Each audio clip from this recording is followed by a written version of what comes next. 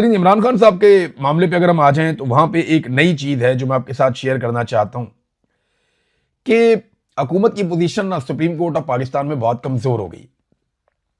इस बात का हुकूमत को पता भी है कि उनकी पोजीशन बहुत कमजोर है, लिहाजा उन्होंने सुप्रीम कोर्ट ऑफ पाकिस्तान से जितना मैक्सिमम हो सकता है वो टाइम मांग लिया कि 16 सितंबर को अगर आपने तारीख रखी हुई है तो आप 16 सितंबर तक का हमें टाइम दें, कम से कम 3 हफ्ते में मिल जाएं ताकि अपने इस बीच में जो करना है हम कर लें।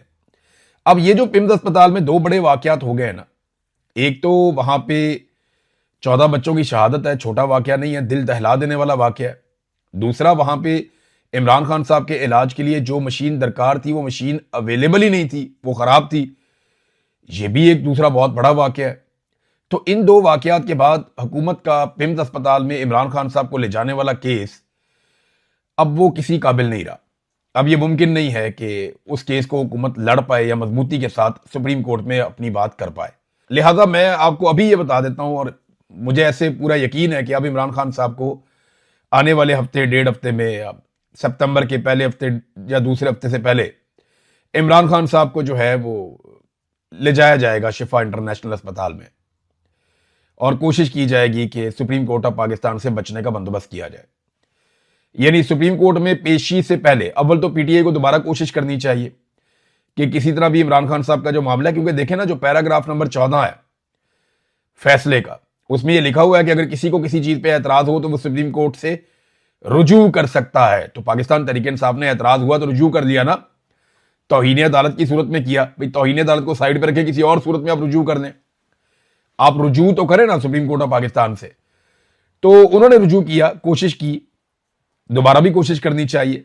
लेकिन अगर 16 सितंबर तक का टाइम मिल गया हुकूमत को तो फिर याद रखिएगा 16 सितंबर से पहले इमरान खान साहब को शिफा इंटरनेशनल अस्पताल में जरूर लाया जाएगा, और यह भी कोशिश की जाएगी कि इमरान खान साहब की बहनों की जो मुलाकात है वो कुछ ना कुछ करके जारी रहे। और इसके बदले में इमरान खान साहब की जो बहनें हैं उन्हें भी अब खामोशी इख्तियार करनी पड़ेगी कुछ अरसे के लिए, और वो भी ये देखेंगी कि माहौल किस तरफ जा रहा है।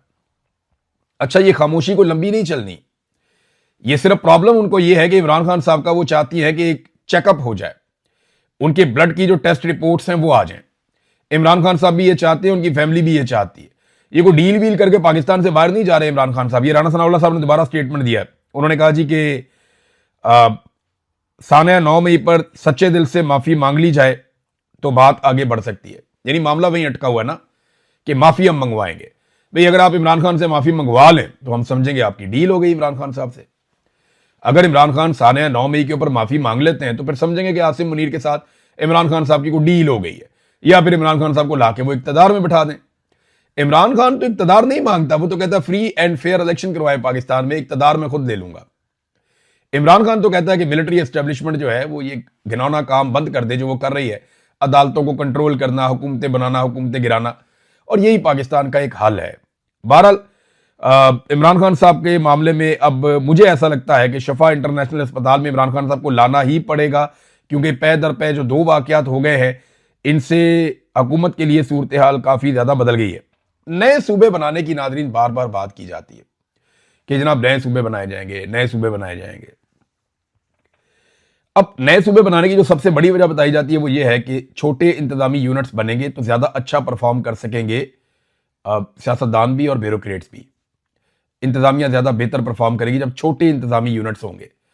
अब पाकिस्तान का जो सबसे छोटा इंतजामी यूनिट है वो इस्लामाबाद है, 28 किलोमीटर का इस्लामाबाद है, और वहां पे दुनिया भर की ब्यूरोक्रेसी, पाकिस्तान के सबसे टॉप के ब्यूरोक्रेट वहां ले जाए जाते हैं, बेहतरीन सियासतदानों को वहां पे बिठाया जाता है। सारा कुछ करके भी इस्लामाबाद की सूरत हाल ये है इस वक्त, लाकानूनियत है, आलूदगी है बेशुमार, बेहंगम ट्रैफिक है इस्लामाबाद में, जराइम बढ़ते चले जा रहे हैं, और ज्यादा बारिश हो जाए तो पूरा शहर डूब जाता है। नाइंसाफी की सूरत हाल आपके सामने है, और तासुब भी बहुत ज्यादा इस्लामाबाद में बढ़ता चला जा रहा है। रिश्वत है, सिफारिश है, प्रोटोकॉल है, सेहत के मसाइल हैं, तालीम के मसाइल हैं, इंसानी हुकूक की पामालियां हैं, सिक्योरिटी के बड़े सीरियस इश्यूज हैं।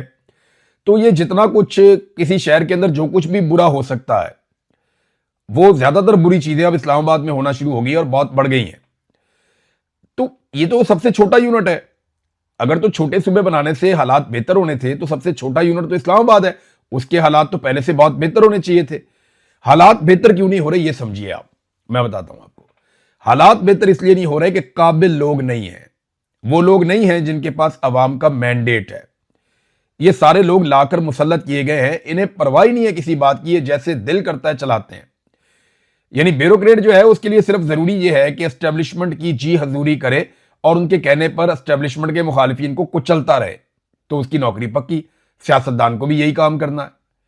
शहबाज शरीफ को देखें ना, वो रोजाना की बुनियाद के ऊपर जिस वक्त ये बच्चे जल रहे थे या दीगर वाकयात हो रहे होते हैं, शहबाज शरीफ साहब सेम टाइम में आसिम मुनीर साहब की खुशनुदी और खुशामद कर रहे होते हैं। उसके अलावा उन्हें कोई दूसरा काम ही नहीं आता, ना वो दूसरा काम करते हैं। तो अगर छोटे यूनिट से चीजें बेहतर हो जाती सिर्फ, तो सबसे छोटा यूनिट इस्लामाबाद है। चीजें बेहतर करने के लिए नीयत चाहिए, चीजें बेहतर करने के लिए शफाफियत चाहिए, चीजें बेहतर करने के लिए मेरिट चाहिए, जो इस हुकूमत के करीब से भी ये चीजें नहीं गुजरी। अब तक के लिए इतना ही। अपना ख्याल रखिएगा, अपने चैनल का भी। अल्लाह हाफिज।